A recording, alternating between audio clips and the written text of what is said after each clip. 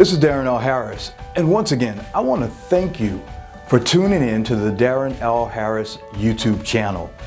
This is the Own the Room speaker training. I am so glad that you have joined us once again. Here's what we say. If you expect people to buy what you have to say, you got to own the room. And that's what we've been teaching right here on the Own the Room speaker training. Have you ever been in a situation where you've been asked to give a presentation and you got nervous? Now, have you ever been in a situation where you see a presenter and they get on stage and they make it look so easy and so flawless, like they've been doing it for years, like they've been born with that particular skill? You heard what I said? Skill. It's a skill. It's something that can be learned. And that's what we're teaching right here on the Own the Room speaker training. I want to do this because I understand the importance of being a great communicator, the importance of being a great speaker, but most importantly, the importance of being a great communicator. My name is Darren L. Harris, and I know that I have been called to social entrepreneurs, nonprofit leaders, spiritual leaders, faith leaders, aspiring leaders, those who are seeking to increase their influence so that they can build high-performing, high-impacting, and sustainable organizations that change their part of the world. That's why it's so important that you increase your influence. And one of the best ways to increase your influence is by becoming a better presenter, increasing your presentation skills. Here's another thing that I want to put on your shoulders so that you can keep on your mind. The reason why some people make it look so easy and some people can do presentations and give presentations flawlessly is because, yes, they've learned a skill, but most importantly, they've learned the art of keeping the main thing, and understanding that the presentation is not about them. It is about the audience. That's why people get nervous. The reason why you would ever get nervous in giving a presentation before one person, 10 people, 100, or 10,000 is because of one reason. You're focused on you. So I want to encourage you, and I want to say to you, put the focus and keep the focus on your audience and keep the main thing the main thing. Now, here's what we want to do today. I want to give you 5 things, 5 game changers that will make you a better presenter. I guarantee you, if you get these 5, you're going to be a great presenter. But because I'm feeling generous today, I'm going to add a bonus. But you have to stick around to the end to get the bonus. So by the time we're done with this particular presentation, I'm going to give you 5 game-changing skills that are going to help you to increase your influence so that you can build high-performing, high-impacting, and sustainable organizations that change your part of the world. Here's skill number 1. Skill number 1 is your posture. How you show up is how you're going to come across. You want to make sure that when you hit the stage or you get behind a mic, that your posture is erect. You want to make sure that your posture says that I am confident, that I am aware, that I am present, and that I know exactly what I'm going to talk about.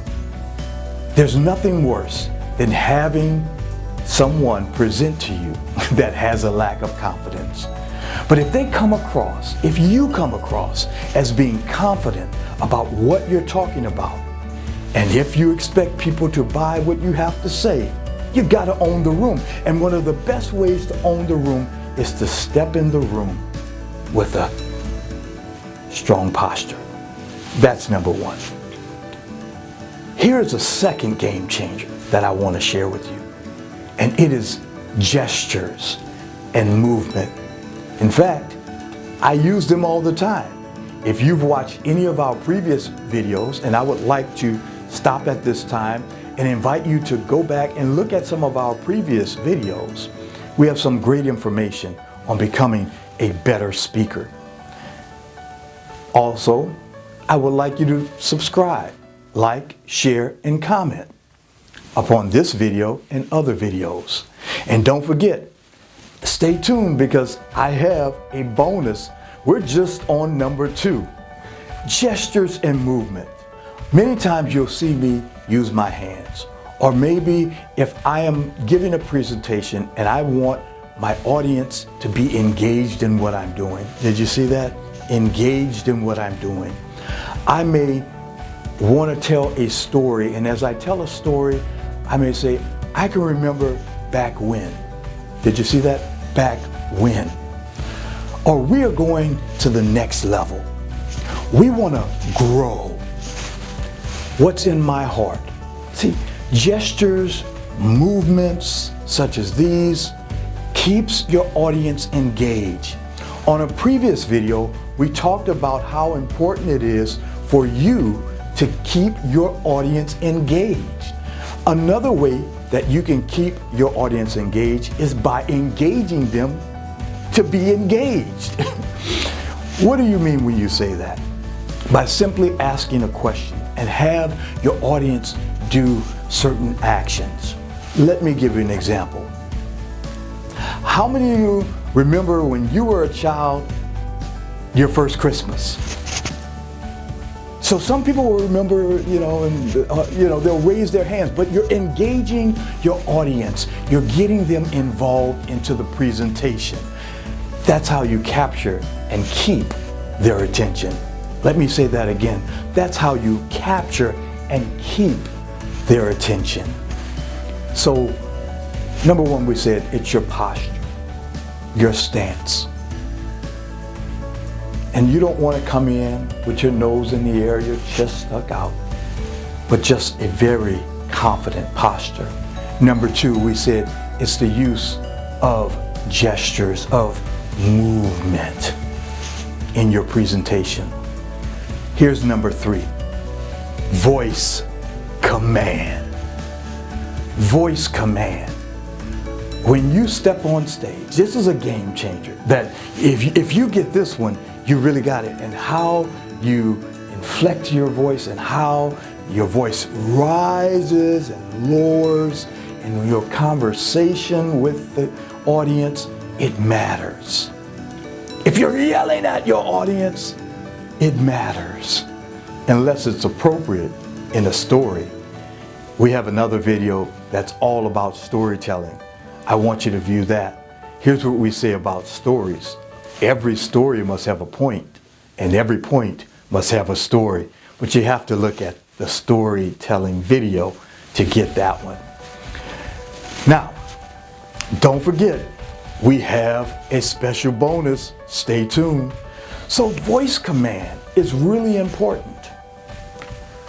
You want to make sure that your voice doesn't come across as arrogant. You don't want your voice to come across as lack of confidence, but you want to sound confident. And how do you sound confident? It's by having your tone and your voice, your inflections, the use of crescendos and decrescendos, right? These are things that we're going to teach a little bit later in another video called voice command. Here is the 4th game changer. One of the most difficult, by the way. It is the elimination of hesitation and verbal graffiti. Number 4, the elimination of hesitation and verbal graffiti. Let me give you an example.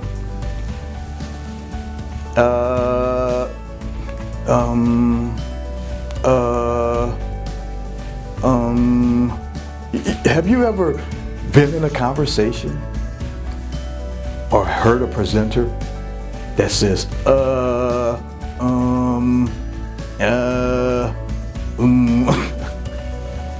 It makes me laugh right now, but many of us do it.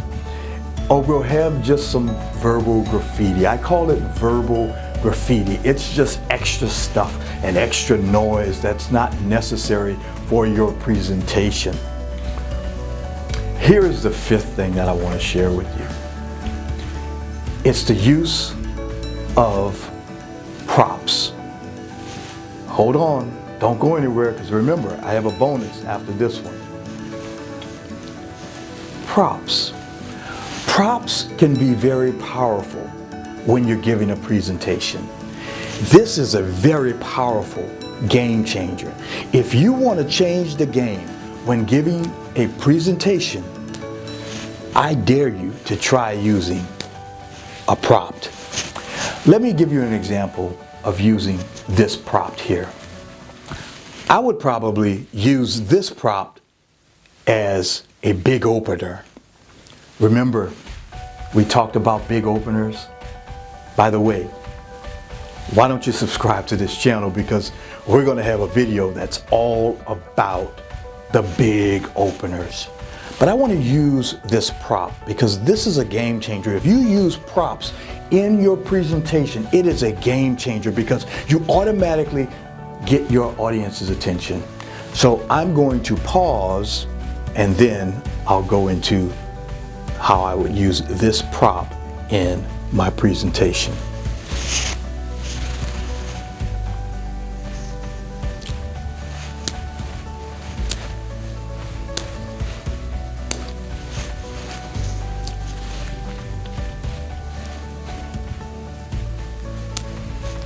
When I was growing up, I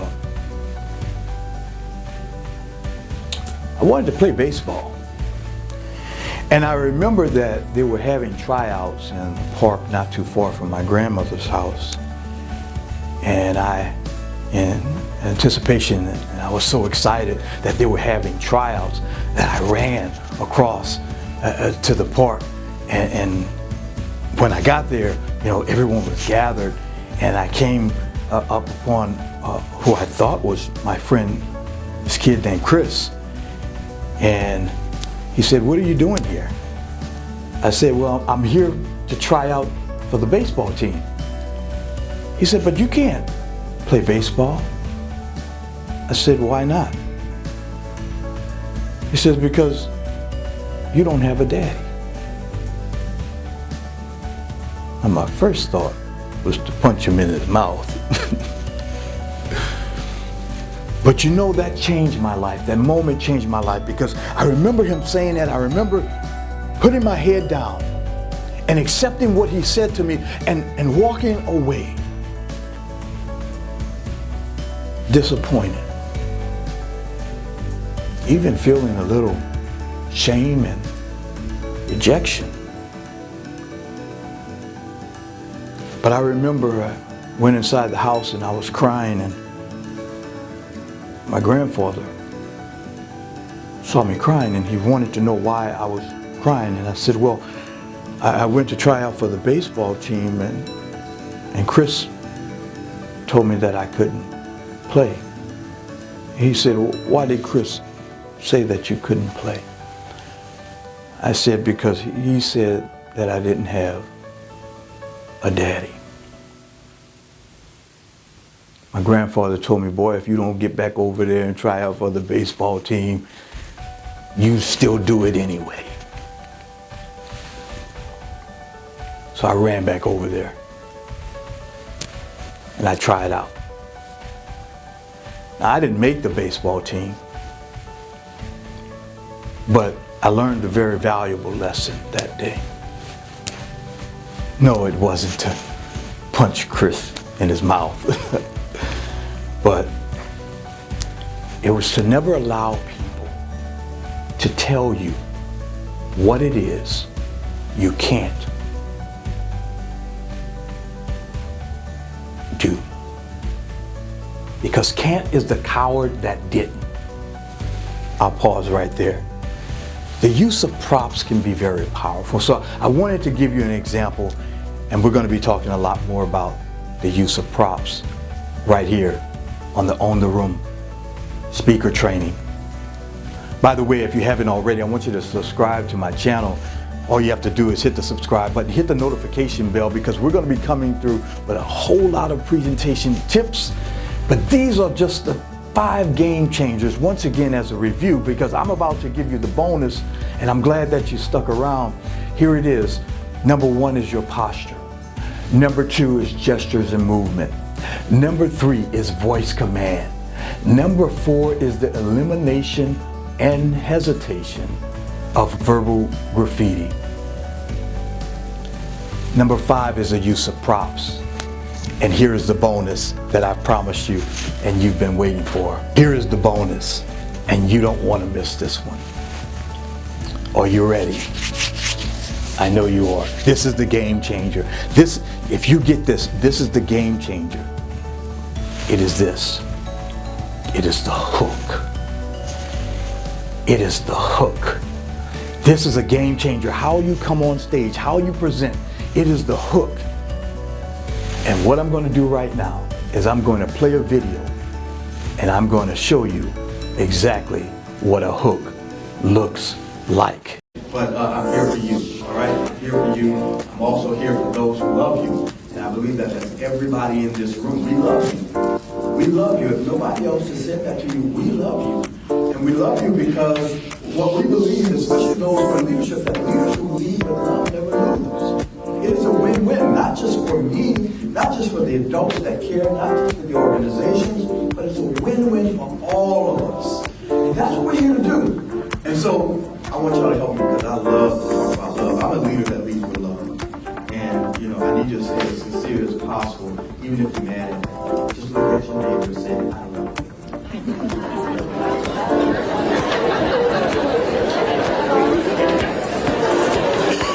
Doesn't that feel good? Now what I want you to do is I want you to take both of your hands or arms, if you can, wrap it around yourself, and I want you to squeeze real tight. Real tight. See, some of us really wait for other people to do this. Now I'm going to teach you how to do it for yourself. Now what I want you to do is say, I love you. I love you.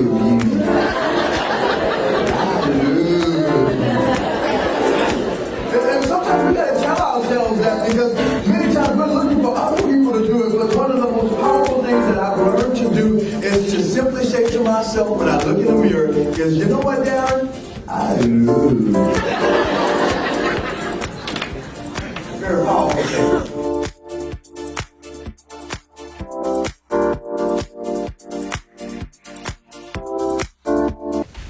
So as a review, you want to come in with great confident posture, gestures and movements, voice command, elimination of hesitation and verbal graffiti, the use of visuals and props, and then you gotta hook them. The hook is where you catch them. The hook is where you grab them right at the start of your presentation. You only have, once again, 60 seconds to grab their attention, because if you don't get their attention in 60 seconds, they're going to be on their phones. And then your presentation will be over. So it's really important that you hook them. Once again, this is Darren L. Harrison. I want to thank you for tuning in to the Own the Room speaker training right here on the Darren L. Harris channel. Once again, I want you to like, I want you to subscribe, I want you to share, I want you to comment. Why don't you leave some comments? Let me know if this video has been helpful for you. Let me know if the information that we've been providing to you has been helpful. We really do appreciate, of course, you showing up. Once again, if you expect people to buy what you have to say, you got to own the room. Once again, this is Darren L. Harris, and it's been a pleasure. Tennis presents Live Life, Leave Legacy. Let's go. Living